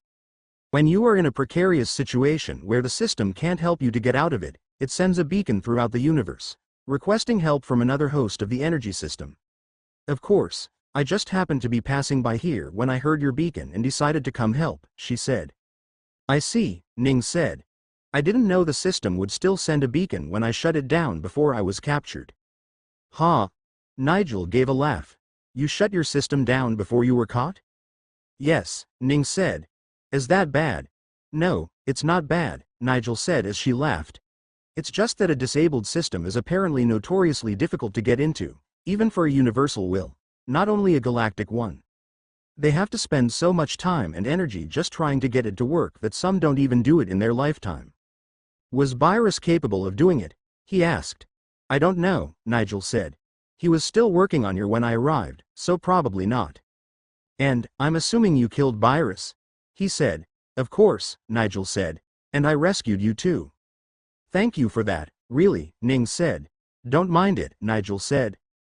Thank you for not leaving me alone wherever it was you found me, Ning said. Although, is there a reason why you placed me in your inner world, instead of keeping me out here? There is, Nigel said. Because before I helped you in any way, I needed you to wake up. However, it was impossible to tell when you would awaken because I didn't even know what you were. You were just a bunch of rocks when I found you, and the system won't tell which of the rock holds you, so I had to take everything, including dust, back to my house, she said. My plan was brilliant, wasn't it? To have my children help you with activating the system. It wasn't bad, Ning said. Anyway, that's why I kept you there, also because I wanted you to awaken faster. Still, you took over 1,000,000 years to wake up, she said. Ning's eyes went wide when he heard that. I see, he said. It must have been a pain to take care of me. This is a debt I hope you will let me pay in the future.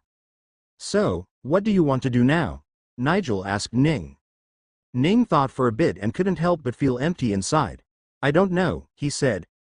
I can't think of anything that I should be or could be doing right now other than being with my family that I haven't been with for a long time.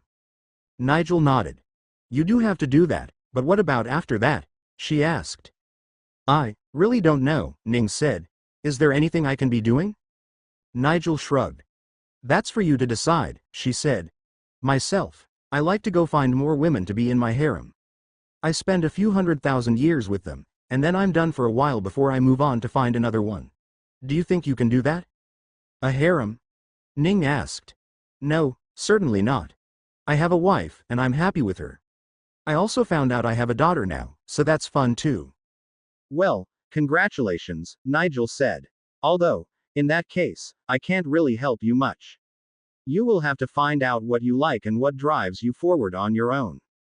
Ning nodded. Still, it was hard to imagine a future where he would be going across the cosmos when he would have a wife and daughter back home. By the way, how long have you been a host for, if you don't mind me asking? I don't remember actually, she said. It's been so long after all. System, how long ago did I get my system?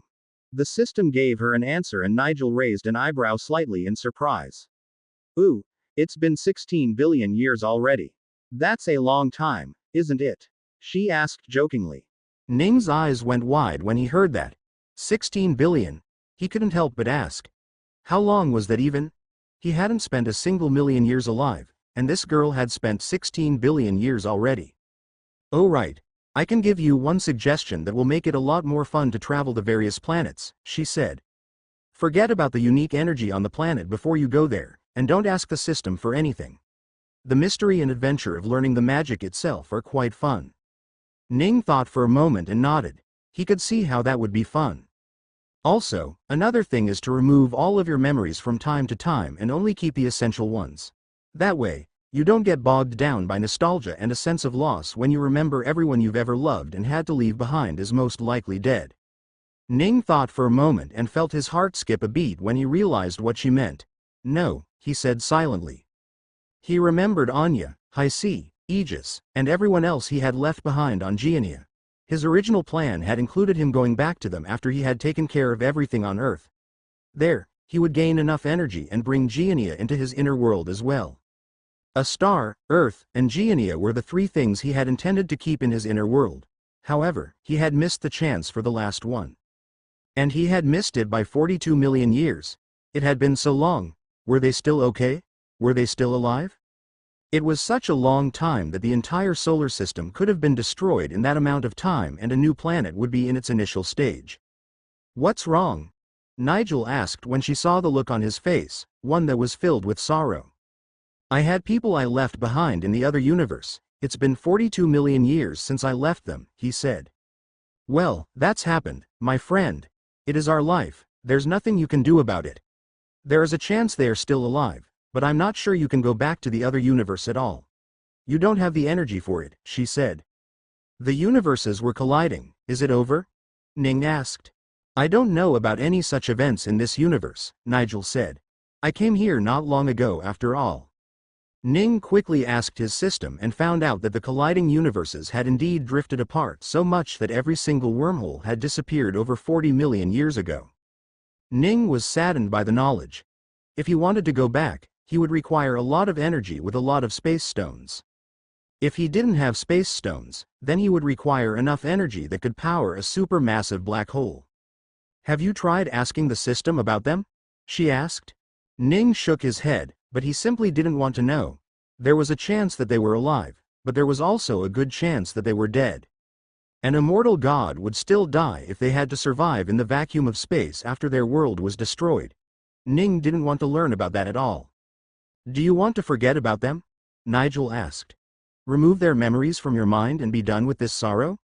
No, Ning said. I would rather live in the false hope of them still being alive than forget about them. Sure, Nigel said. I was just suggesting anyway. After all, I've done it many times. Don't you feel guilty just forgetting about them? Ning asked. Guilty? Certainly not, Nigel said. Why would I feel guilty when I don't even remember who I removed from my memories? Ning didn't say anything. He couldn't judge what a person who had lived billions of years must have had to go through, the guilt they would hold, the pain they would suffer. He was in no position to call her anything other than what she was. A survivor. She was someone who would continue living however she could, even if it meant removing part of herself so it didn't drag her down. Do you have any other suggestions for me? Ning asked. Let's see. Nigel thought for a moment. Right, how many types of energy have you unlocked? She asked. Let's see, heat, sound, kinetic, electric, magnetic, gravitational, and radiant. So, 7, Ning said. So you still have chemical and nuclear energy to go through, she said. Do those as fast as you can. I will try, Ning said. I only just got radiant energy, so it will take a while. It will, but you will be super happy to go past nuclear energy, Nigel said. Oh, what's past nuclear energy? Ning asked curiously. Nigel was about to answer, but she stopped. No, why don't you find out on your own? It will be a nice little surprise for you anyway, she said. Although, you might have trouble going past the nuclear energy. It is notorious for being one of the hardest to complete since it requires you to kill a galactic will. Oh, that's all right. I've already killed one before, Ning said. Nigel's eyes narrowed a bit. You've killed a galactic will before? She asked. I got lucky, Ning said. He was very weak from creating a system and a planet successively and I got to sneak up on him. Wow. That's some luck, Nigel said. Then the rest should be very easy for you. Ning nodded. He tried to think of what else to ask and looked around the spaceship. Where are you going? He asked. Toward Megalars, Nigel said. And that is? Ning asked. A galaxy, she replied nonchalantly. It's your destination or just someplace that's on your way? Ning asked. I'm going to kill Megalars and absorb his energy. With Byrus and him, I should have enough energy to go to another universe, Nigel said. Oh, you collect energy like that? Ning asked. Yeah, it's so simple that way, Nigel said. I don't have to wait around somewhere for years just collecting energy. So, why are we on a spaceship? Why haven't you gone there directly? Ning asked. Oh, never make the mistake of teleporting to a galaxy that you know has a galactic will. They will immediately find out you're there, and with the entire galaxy as their home turf, you have no way of winning if they get the head start. The best thing to do is go to the closest galaxy and then take a spaceship this way. That way they will never find out that someone has sneaked into their galaxy. Oh, Ning thought as he noted down the information. It was good to have a veteran host teach him stuff that he would have otherwise had to find out painfully. He looked outside the spaceship and saw the stars that were everywhere. "We are already in the galaxy?" he asked. "Oh yeah, we arrived long ago," she said. "It will still take a long time before I fly to where Megalars is though. I don't suppose you want to come with me?" Ning hesitated. "You don't plan on having me be with you, do you?" he asked. "I'ma be honest. I would rather you leave me as soon as you can after you're back to normal," Nigel said. "It's not like I hate you or anything, but I like to fly solo." "That's fair," Ning said. "If you don't have anything to teach me, then I suppose you can drop me off here somewhere." "What sort of planet would you like to go to? One with a lot of girls?" Nigel asked. "I'm sure there are a few around here like that." "I'm not looking for girls. I already have the two I need," Ning said. "Whatever," Nigel said. "Then what sort of planet would you like to go to?" "One without any human, if possible. Any planet that won't immediately be destroyed in the next couple thousand years. I want to stay in my inner world for a while so I can spend some time with my family," Ning said. "Oh, wait for a second," Nigel said. Suddenly, an astral chart appeared around the two of them as Nigel pinpointed where they were. "I'm going here, so on the way, I have, right, these 5 planets I can take you to. They're planets where you can live in, but at the same time, they don't have humans. Humans have yet to evolve there," she said. "You can drop me off at the nearest one," Ning said. The chart disappeared and they were still on the spaceship. "That's settled then," Nigel said. "Also, a side note. You will be spending some time inside the inner world, right? Will you be leaving anything to guard yourself?" "To guard me? No," Ning said. "You probably won't need one here, but you should try and find some guard for yourself in the future. You are nothing but a point in space when you go in, so any sort of will that can capture that space can capture you in there. They may even follow you into your inner world through that point in space. It's really dangerous. Also, because time moves so quickly on the outside than the inner world, you usually don't have enough time to react even if you do get an alert or something from your system. In those cases, it's necessary that you keep some sort of defense on the outside." "I see, thank you for telling me," Ning said. Nigel nodded. "One last thing," she said.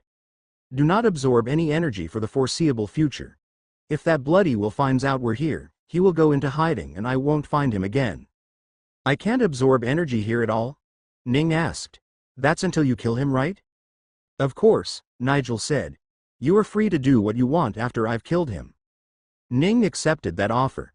"Please send me a message once you've killed him so that I don't waste my time without absorbing any energy," he said. "I will," Nigel said. "Now, get ready. We will come upon your destination at any moment now." Nigel stopped on a planet that was filled with beasts of enormous size, barely evolved primates, and an ever more weird life. "You sure you want to be here?" Nigel asked as she looked around. It would take a few 100,000 years before humans were civilized enough to live in a well-established society. "Yeah, it's fine. I won't be here for long anyway," Ning said. "All right. I'll be leaving then. I'll see you in the future," Nigel said. "Sure. Thanks for everything." Nigel flew away in her spaceship, leaving Ning in the prehistoric-looking world. He remembered her words and decided to spend some time unlocking the next set of energies.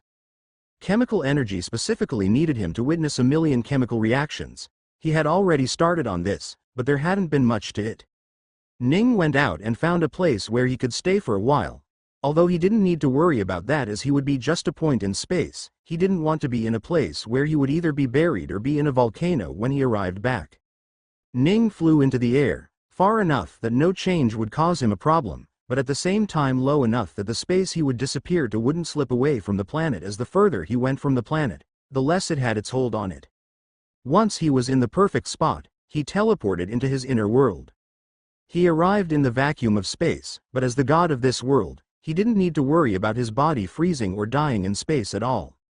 He teleported onto the small island where his family was staying and looked around to see the various things that he wouldn't have otherwise expected to see here at all. His mind scanned the entire world, surprised at how much it had changed. It looks so medieval, he thought. The world had gone through many different cycles and was at the starting phase of one of such cycles. However, somehow the humans didn't look that different, despite it being over 100,000 years since the last time he had been here. How did they not evolve even the slightest, he wondered. Emma appeared in front of him first and pointed at him. Why do you look like Papa? She asked. Ning smiled. Because I am your Papa, he said. Why'd I have two papas? She asked. You only have one Papa, Ning said as he grabbed her and picked her up. Your Papa and I are the same people, you know.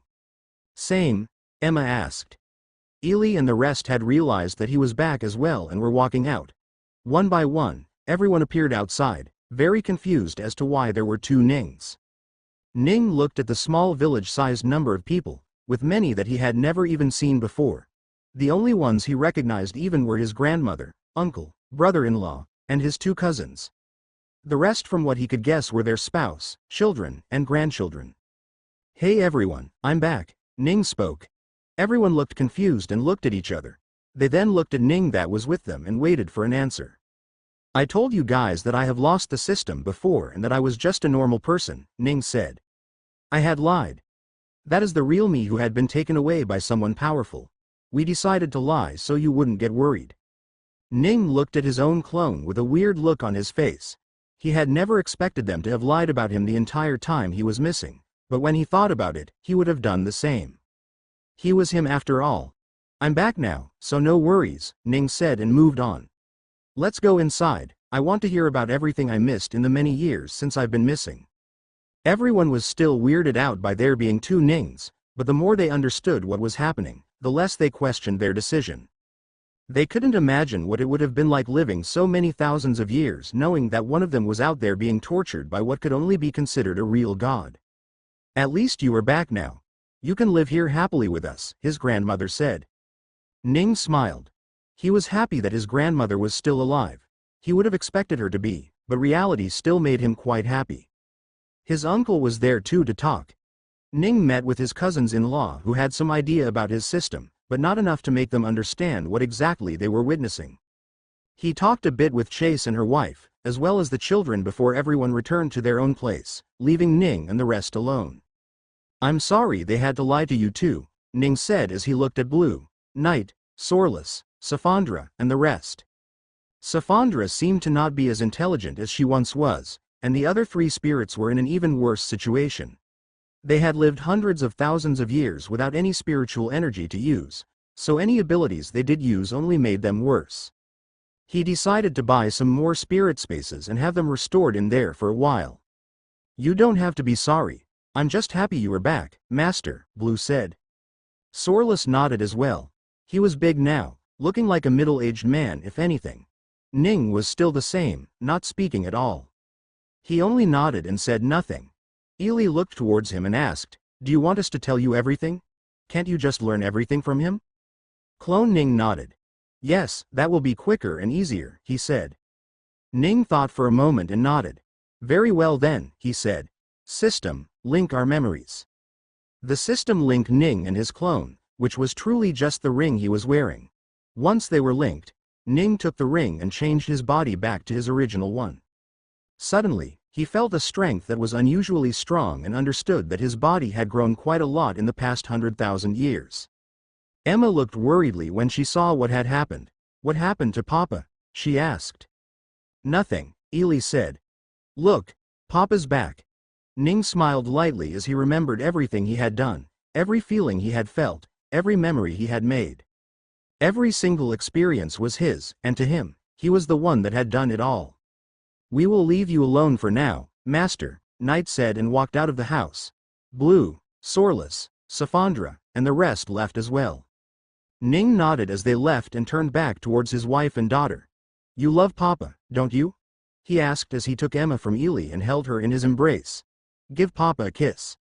He gave his left cheek forward and Emma giggled slightly before kissing him on his cheeks. Ah, my daughter is so cute, Ning said as he kissed his daughter as well. Mwah. He played with her for a while, and Ely watched with a wide smile on her face. She had never felt this happy and relieved in her entire life at all. All right, that's enough you two, she said as she pulled Emma away and held her. It's time I get some answers from you too. Answers? What sort of answers? Ning asked. Well, first of all, what happened to you? How did you survive and that sort, Ely said. Oh, let me get the correct accounting from my system, Nings said. Ely nodded and waited until he got all the information. So, Virus captured me and took me to the adjacent universe at the time through one of the wormholes. He came back here and went into a space of his own where he destroyed my body until only the energy part of me remained and started trying to break through the barrier of the system to learn more about how it was created.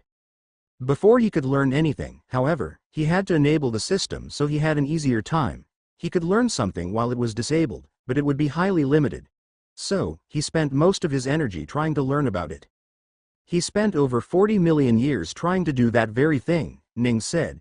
In here, you've only spent close to 150,000 years, but outside, it has been over 42 million years. Ely gasped when she learned that information. No way, she said. Ning sighed. It's true, he said. Ely couldn't even begin to comprehend how much time that was. Before her thoughts could go anywhere, Ning continued. That entire time, my system was sending out a beacon to call for help. After 40 million years of being captured, someone appeared and saved me, Ning said. Her name was Nigel, and she is another host of the energy system, just like me. Nigel? Ely asked. Yeah, she just left like 10 minutes ago when I was outside. I had only just met her, but it seemed she wanted to leave, so I let her go, Ning said. She saved you? Ely asked. Yes, Ning said. She saved me and kept me in her world until I woke up. That was maybe just a few days ago for me. After that, I came here straight away. I see, Ely said. She took the information and slowly consumed it until she learned it all. 42 million years, everyone you and I knew must have been dead by now then. I don't know, Ning said. I would rather not find out. Ely understood the sentiment. All right, continue, she said. Ning gave a weird look. Continue? Continue what? He asked. Answers, Ely said. You know, the questions we have had for so many years. You now have your system back, so we can find the answers. Huh? Oh, right, Ning said as he realized what she was talking about. There were 3 mysteries in precise that they wanted answers about. First, they wanted to know what the lights were in the sky that would appear from time to time. Second, they wanted to know why there were 2 different origins on the same small planet, each with a different type of energy coming out of it. And finally, they wanted to know why their daughter was born so strong. Ning asked his system, and one by one he got the answers to his question. Those energies were Virus trying to break into my system, Ning said. He used so much energy back then that they would periodically slip through into this world. That wasn't anything dangerous at all. Ely nodded. They had expected Virus to be behind it after all. And the origins? She asked. The origins are a little unique, Ning said. Apparently, 2 origins at the same time is a very rare case in any universe. A planet would have to have a very high amount of energy, far beyond its threshold for an origin. In some cases, when there were too many energies, a planet would end up creating 2 origins to compensate for the amount of energy the planet required, instead of just one, Ning said. Ely was slightly confused. Well, think of it this way. If you go to a high-class restaurant, you end up paying a lot more, regardless of the food, Ning said. It's the same thing. The planet had that much more energy due to the dungeons that were created and the energy from Virus. So, when the origin did form, it formed so that it could keep up with the amount of energy that was already on the planet, Ning said.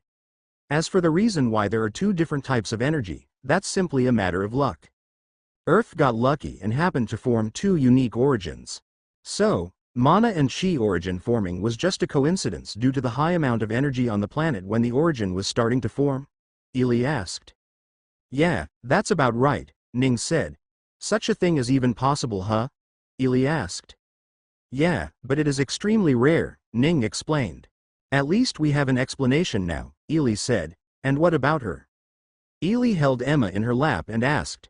She took over 70 years to be born and came out stronger than me. That's not normal, is it? Ning gave a rueful smile. No, that is not normal, he said. And the reason for that, well, that's not normal either.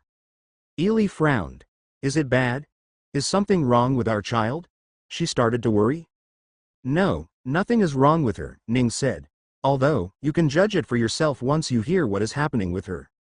Ely waited for him to start explaining and Ning sighed. It all starts with Byrus again, he said. Byrus? Why him? Ely asked, slightly frowning. Not him, exactly, but the energy he was putting into my system, that was falling into this world, Ning explained. It all started with that. Ely was confused, so she kept on listening. At first, nothing happened with the energy that fell onto Earth other than the fact that it increased the amount of energy on Earth. That slowly led to the point where the origin was starting to form. The two origins formed, which led to the planet being covered in even more energy. Then, when the origins formed, a requirement had been fulfilled, one that was the last of the three requirements that needed to be fulfilled for something to happen. First, there were enough humans living on Earth, which was the first requirement. The number of souls was exactly what was required. Second, there was enough energy on the planet. Usually, the amount had to be over a certain threshold, but this time around, there was nothing to worry about. Earth had infinitely more energy than was ever required. And finally, there was the last requirement. An origin had formed on the planet. With all the three requirements fulfilled, Earth had become ready for its will to form, Ning said, and it slowly did. For years it slowly developed on its own. The will was getting more and more sapient, but not to the point where it could manifest. However, something happened that stopped it from forming entirely. The energy coming from Byrus was too strong and foreign to the will. Each time it happened, it would fear. It was young and naive, so it feared anything it didn't understand. As such, it started looking for a place to hide, a place where it could have others protect it. As Ely listened to Ning's explanation, she could guess what the next string of words was going to be and was surprised. Are you saying, yes, Ning said. The will searched for a place to hide, and it just so happened that it had gotten very familiar with you, who were cultivating by the origin all the time it formed. So, it chose you to become its guardian. But, at that time, Ely's thoughts moved faster than she could speak, so she started speaking in broken words. You were pregnant, and the will of this world went into our child, Ning said. Emma is the will of planet Earth. That is why she was born so strong. Even Ning couldn't hide his shock as he spoke those words. Ely didn't even know what to say anymore. Mama, are you okay? Emma asked when she saw that the both of them had stopped speaking. Mama is fine, Ely said before looking at Ning. She spoke with her spiritual sense. Are you saying our daughter is not our daughter? What? No, Ning said. She is still our daughter. It just so happens that she is also the will of the planet Earth. But how the hell can a human be a will? Ely asked. They can, Ning said, before hesitating a little. Although the type one know about is usually someone taking the place of a will, not the will itself being born to a human. But the system says it's possible, and only happens when the will is terrified of coming out into the world due to outer influence. So, she is still our child? Ely asked. What about a soul? What about if the Earth were to one day be destroyed? What about when the origins disappear or the threshold lowers? Don't worry, she still has a soul. If the world were to ever disappear, only the will part of her would be gone. I don't know how much less powerful she would be at the time, but I don't doubt she will be any less strong than she already is. After all, she's lived so many years already. Ely felt relieved when she heard that. She sighed and hugged Emma again. Ning looked at Emma and said, no more reading Papa's mind, okay? But it's so fun, Emma said. No, you can't read my mind, Ning said. Reading minds is not something a good girl does. Emma pouted a little. Okay, she said. Ning pinched her cheeks a little and shook her head. No pouting, he said. Now, tell your papa what you want. I can give you anything you want. Really? Emma's eyes went wide. I want to go see the other places. On Earth? Ning asked. Emma nodded. You always make me stay here, so I never got to see the other places. I want to go, she said. Ning thought for a moment and nodded. You're right. You've stayed in here for a bit too long. You need to see the outer world too, he said. Yay. We're finally going out, Emma said. I know exactly where I want to go. There's no hurry, Ning said. You, Mama, and I will go on a little family vacation and we will go through the entire world. Ning, Ely, and Emma went on a trip around the world. Their trip included going to every single place, every single city in the entire world, and staying there for a couple of days at least. That would take them years to complete, but what else could they really do? The trip started from the nearest place to where they were right now, Japan. Or at least, what was remaining of it. In the last 100,000 years, the country Japan no longer existed, and in its stead was a new land that was way too divided to have a name. That was the case for every single country and location all over the world. Humans had died to almost nothing and went back to repopulating the planet so many times that the knowledge of the old world no longer existed. No one remembered when the planet didn't have chi or mana. No one remembered when the sky wasn't always dark, but rather had stars. No one remembered the people that had fought to save the planet. They didn't even remember there had been a war. The animals and plants had evolved now that they were in constant contact with chi and mana. They had all adapted to using one of them and had become strong with it. Humans had also learned how to use it, but they hadn't evolved for it. They hadn't even evolved normally. Ning now knew why that was. It was all because Emma was so used to seeing their face that in her mind, that was what the humans were supposed to look. As such, despite the years that have passed, the humans of this world always looked the same, never evolving. In fact, the plants and animals instead learned how to evolve to look like a human instead. Ning arrived in a small medieval city on the island that used to be Japan and found himself a place to stay. He made sure he and his wife and child have dressed accordingly so as to not stand out and started going around the city to learn about it. They viewed its culture, its foods, and its people. They stayed in that city for a couple of days before moving on to the other cities. The people there were cultivators more than anything as the chi origin was close to them. The mana origin was on the other side of the planet, so mana didn't really reach this side at all. Even if it did, there was no point in learning how to use mana when chi was ever so abundant. Emma was beyond excited to finally see the other people up close, and when the people did see her, they felt the urge to bow toward her. It was only the weaker ones as the stronger ones didn't feel such an urge. Ning remembered this effect with Alexis back when he was in Vilmore and was surprised his own daughter had the same effect on the people here as well. Although, now that he thought about it, it did make sense. From one city to another, it took Ning about 2 years to go through the entirety of the islands that used to be Japan. Once done, they took a flying boat to the nearest land and continued their travels. The world had grown to be closer now than ever. There were teleportation formations everywhere and people themselves could just fly to wherever they wanted to either by themselves or using spirit boats that they could buy. Years slowly passed and Ning's family traveled through many cities. They came across some conflict in a few places, but there was nothing a single punch didn't solve for it. He was with Emma, so he made sure to not kill anyone, even if they deserved it. Emma herself couldn't kill anyone, and even hurting someone was hard for her, so Ning tried to avoid conflict if possible. Ely was more fierce than Ning, but she too held back when it came to these conflicts. The further the group moved from the eastern lands, as it was called at this period, the lower the chi and mana became for them. However, as they continued west, they realized that while chi continued lowering, mana was now on the rise. Slowly, cultivators were getting harder to find and magic users were getting more and more in number. The population concentration of the planet had also been affected by this concentration of energy on 2 sides of the planet, which was why the eastern side of Europe and most of Africa were very sparsely populated. Even when there were people living there, they wouldn't compare to the cultivators and mages of eastern and western lands. It was nearly 11 decades later that Ning and the rest arrived at the western lands, where their journey continued. They finished all of Europe in about 9 more decades, Africa in about 7, and moved on to the 2 Americas that were now known as the Mixed Lands. With mana and chi origin being closer to them, both mages and cultivators could be found in this place, creating a rather unique environment to live in. Ning and the rest spent about 9 decades in this place that was populated with quite a lot of people and had many, many cities for them to go through. After going through the lone land that was the Australian continent, their trip had completed. All in all, the total trip took their family nearly 40 decades to go through the entire planet.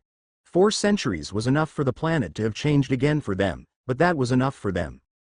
Ning returned back to the Chi origin where his family had made their place and lived the rest of the time with everyone there. This was all he had ever wanted and there was nothing he would ever want either. His wife, his daughter, his family, and his friends, they were Ning's world, and he had them with him right there. With them there, he could live happily ever after and not worry about a single thing ever again. Ning opened his eyes in outer space, floating next to the sun. It had been many years since he had come up here to improve his physical strength. This was the body that Nigel had given him. He was improving it as it was about time he left his inner world and went back to the outer world. If possible, he wouldn't want to, and he even felt that he wouldn't need to for the longest time. However, he didn't expect some small problems to pile up, all of which required him to go out again. Emma had grown to be about 14 or 15 years old both mentally and in physique, despite being over 300,000 years now, and was finally in her rebellious phase. She would frequently get mad at Ning over nothing and kept on blaming her parents for not having any friends. It was because of them that she was now so strong and slowly aging, and as such, she couldn't have any friends at all. Ning had told her she could make friends with anyone on the planet, but she didn't like that idea. Everyone would usually be too nervous or reverent around her, and she did not find that to be friendship. So, Ning had to go out and find other people that wouldn't act like that around her, who she could be friends with. That meant, he was going to have to find an entirely different planet with many people of its own that he could bring in here for her to have friends. Given how much energy was needed to do so, he was going to have to absorb a lot of energy. Another problem was with his three beasts. Soreless, Blue, and Night hadn't had any friends aside from their small group, and they were desperate enough to find some partners of their own. In fact, even the calm and collected Night asked him to help them go to some other place where there were females of their species. It would take way many years for the beings on this planet to evolve to become dragons and phoenixes, so Ning had to go out for that as well. Another problem was the fact that the sun was slowly deteriorating. While it would take billions of years for the sun to fully finish burning itself off, Ning couldn't wait for that time. He needed to change it frequently so that he didn't get into a problem where another would capture him and he would be gone for millions of years while the people of this world simply died in that time. Finally, the last reason why he needed to leave was simple. He had witnessed a million total reactions of every single type he could find, and now, he was one step closer to unlocking the chemical energy. The only thing left for him to do to unlock it was to gather 1 septillion energy, and that sort of energy was not something he could gather while simply remaining in this world. So, he was preparing to leave once again. He returned back to his family and met up with them. "All right, I'm all prepared to leave," he told the few people that were there. "Are you sure you'll be gone for long, Master?" Blue asked. No, not really," Ning said. "I will be staying outside for a long time, but time will move so much slower for you guys that you will barely even miss me." "What are you talking about missing?" Emma asked. "Aren't you going to be right here?" She pointed to the other Ning that was there with them. "I will be with you, but he won't," the other Ning said, pointing to the real Ning. "I mean, it's the same thing," Emma said. "Emma," Ely spoke sternly. "Don't talk to your father like that. He's going out to find friends for you." Fine," she said, pouting slightly. "Come on, give me a hug before I leave," Ning said to his daughter, who hesitated a bit. Ning ignored her hesitation and walked forward to give her a hug on his own. Only after she was hugged that Emma finally reciprocated back with a small hug from her as well. Ning hugged Ely and kissed her once before moving away. "All right. See you in, I don't know, a month or two," he said and disappeared. He reappeared out in space, in the middle of nowhere. "Huh?" he thought as he looked around. "Wasn't I in the sky of some planet? What happened?" "In the last 87 million years you have been gone. The planet was struck by a giant asteroid, breaking it off into chunks. In the process, the point of space where you were staying was ripped away from the location and is now floating out in space somewhere far away." "Oh, well, that sucks. I was hoping to be on a planet when I started," Ning thought as he looked around. "How much does an astral chart cost, by the way? Just for this galaxy?" Ning asked. 55 quadrillion energy. Status. Ning spoke. Status. Name. Ning Ruigong energy. 31.2 quintillion energy. Skills. "Oh, I absorbed quite a bit while I was near the sun, huh?" Ning thought and quickly bought the astral chart. With a 5.24 trillion energy cap every day, Ning had acquired a lot of energy and had bought many of the things that had disappeared when the system had seemingly been reset. "That's a good planet to start with," he thought.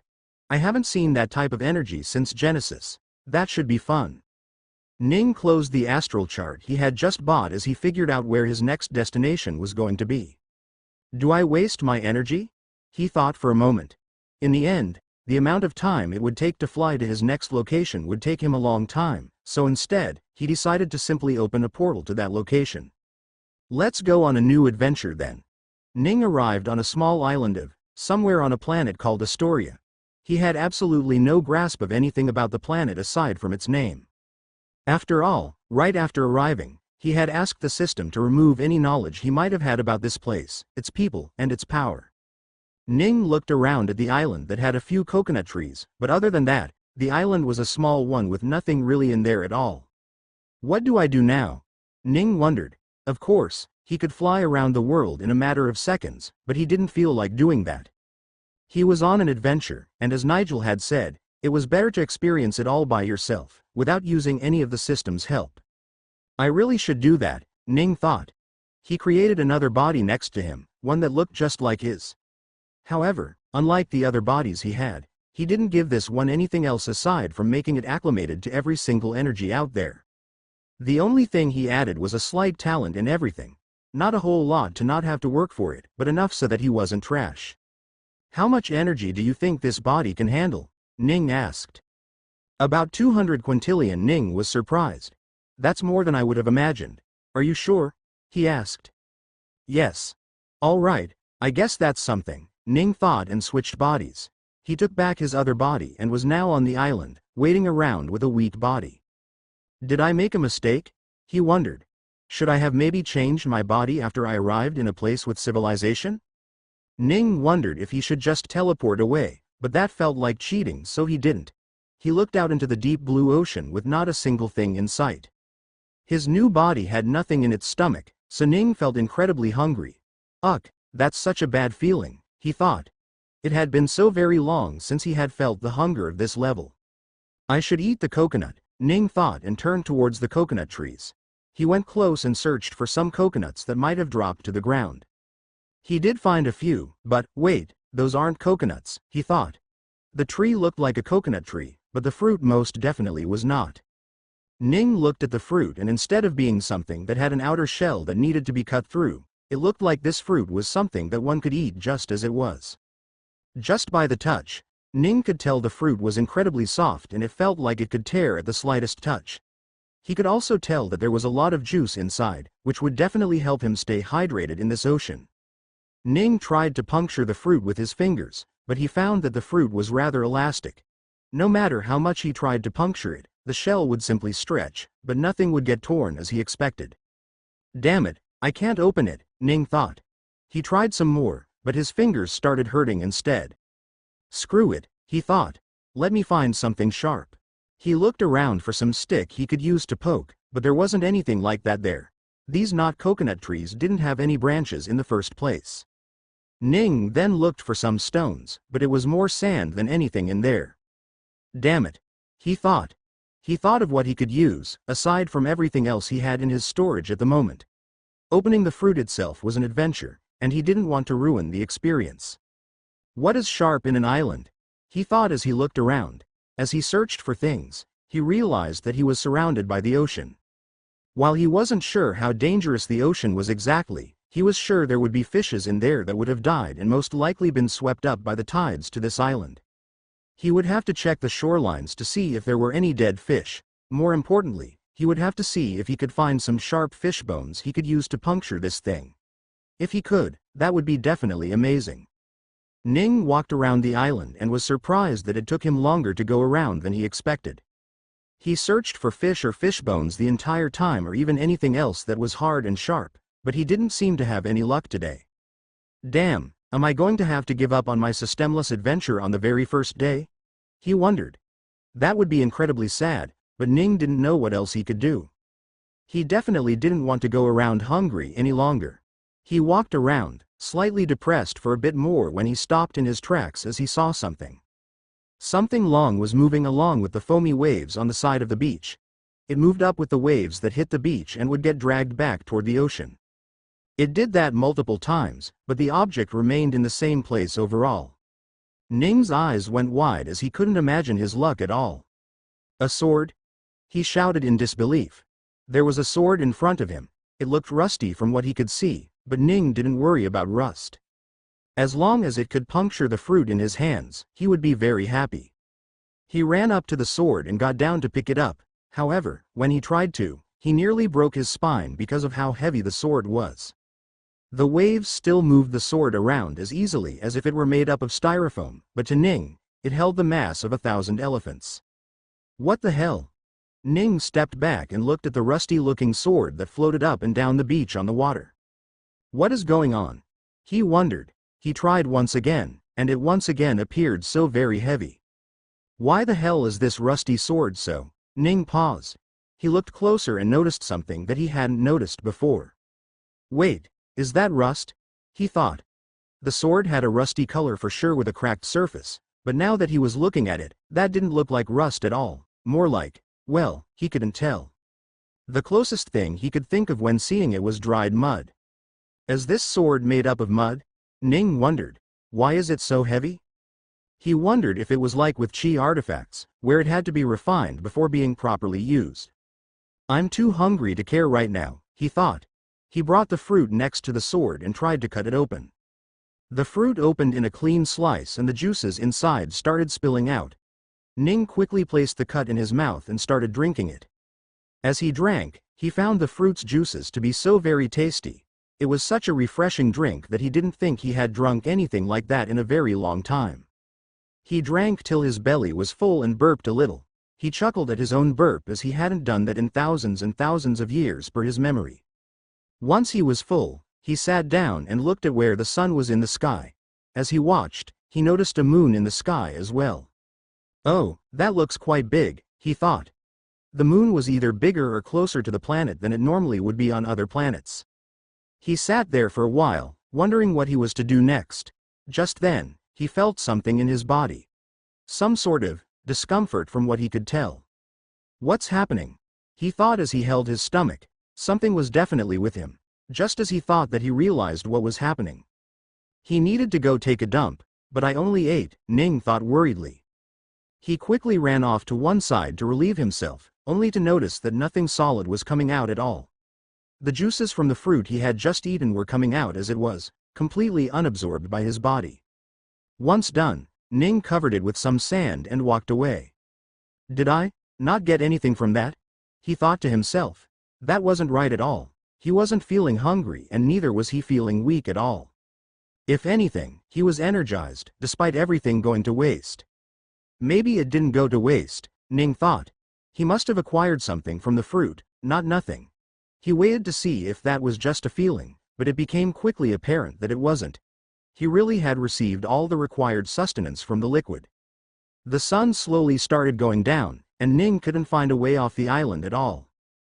Guess I will have to sleep here then, he thought.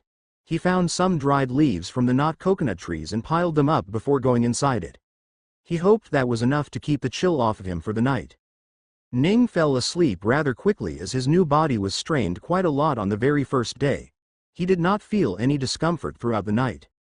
There was no cold, no heat, and definitely no itchiness despite sleeping on leaves. He hadn't realized, but the energy in the liquid he had drank the other day had started affecting his body. Ning had removed all of his knowledge of the energy, so he didn't even know what energy it was, so he couldn't guess it at all. The entire night, the energy moved through his body, improving it slowly. The improvements were not very noticeable at the moment, but very soon, they would be. Ning woke up, unaware of the changes in his body. All he could feel was hungry again. He looked out and saw the moon on the horizon. He had been facing the opposite side to where the sun was going to rise. The moon looks smaller, he thought and got back up. Since he was hungry again, he looked for more fruits. While he would have to waste it all, the feeling of sustenance was what he looked forward to. He found one of the fruits on the ground and walked up to the beach where the sword was. He had to look around for a bit before he found the sword. It seemed to have moved a few meters to the side over the course of the night. He waited for a wave to float it up high and used the opportunity to cut his fruit again. He wasted no time drinking the fruit and finished it easily. What about this skin? Ning wondered. He had thrown away the one from yesterday, but he wondered if he could eat it. He started chewing it from the torn part, but no matter how hard he tried, he couldn't rip it off at all. The skin of the fruit was so very soft, but it was also so elastic that he simply couldn't destroy it at all. Ning feared what would happen if he were to cut up such things and eat it, so he got rid of the notion entirely. Am I going to have to dump once more today? He wondered. It had been less than a minute yesterday before he had to do it, so he assumed the same for today as well. He waited for the entire minute, but nothing happened at all. Oh, am I safe? Ning wondered. It felt like he didn't have to worry about anything. Just as he thought that, he felt his stomach growl a little and he knew he had spoken too early. Damn it! Ning cried out and ran for it once again. He found a place away from where he would sleep and relieved himself once again. However, this time he noticed that the contents he excreted were a lot less. He walked away wondering if he had drunk less. That's not right, he thought to himself. The fruit was the same size, so he had to have drunk the same amount as yesterday. Maybe I absorbed a bit more today, he thought. My new body must be getting used to food then. Ning looked to the sky with a happy face and noticed a large moon there. He thought and looked in the direction he now knew was west. Wait, that moon is still there. Oh, 2 moons. He nodded to himself as he understood what was happening. This planet had 2 moons. He remembered Nulwarn having 2 moons. I wonder what their names are, he thought. It felt very weird not immediately have the answer to such easy questions, but then again, that was part of the adventure he had set for himself. So, can I get out of this island somehow? Ning wondered. Ning decided to climb up a tree and see if he could see any ships on the horizon. Maybe he could set up some fire as well if he could find one to let them know he was here. He sat on top of the tree for nearly half a day as he just looked at the horizon for something to show up. It was a good place to absorb the 5.24 trillion energies he could absorb today, as heat and radiant energy were abundant in there. His body also absorbed sound energy and some kinetic energy from the wind. If he could just get 1 septillion energy somehow, he could collect energy by simply eating stuff. Anything in his stomach would give him the energy to absorb. Unfortunately, that was still quite far away. Ning waited for a long while before going down. He wondered what he could do here and started training his body to improve his physique. If it got stronger, it could absorb a lot more energy after all. He spent the rest of the day training and then went to sleep. At night, his body would improve on its own, which he didn't become aware of. Once he woke up, he would find another fruit and go drink from it after cutting it with the sword that he couldn't pick up. Ning gave up on even trying for now. Every time he drank from the fruit, he had to take a dump. However, the period after which he had to do so and the amount he had to get rid of were slowly getting better and better for him. At some point, it would be no different from eating normal foods. Of course, Ning was starting to get suspicious that the energy of this world was affecting him. He didn't know what this energy was, but simply drinking a bit of fruit was not enough to sustain one for an entire day after all. I must be consuming the energy in it, he thought. Days passed one after another, and Ning waited for a ship or something to show up on the ocean. However, as each day passed by, he started to become more and more certain that that was not the case. He couldn't wait for someone or something to come save him here. He had to make his way out of here on his own.